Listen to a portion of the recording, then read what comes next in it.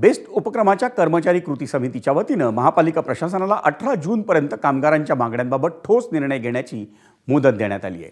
या कालावधीत समाधानकारक तोडगा न निघाल्यास बेस्टमध्ये बेमुदत संप पुकारण्याचा इशारा या समितीनं दिलाय।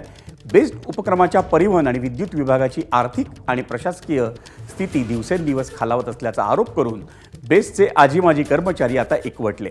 सेवानिवृत्त कर्मचाऱ्यांची थकीत देणी अद्याप मिळालेली नसल्यानं कामगारांमध्ये तीव्र नाराजी आहे आणि त्याच पार्श्वभूमीवर बेस्ट उपक्रमातील तब्बल 12 कामगार संघटनांनी एकत्र येऊन एका कृती समितीची स्थापना केली आहे। कामगारांच्या विविध प्रलंबित प्रश्नांवर चर्चा करण्यासाठी आणि पुढील आंदोलनाची दिशा ठरवण्यासाठी आज कामगारांचा मेळावा आयोजित करण्यात आला होता।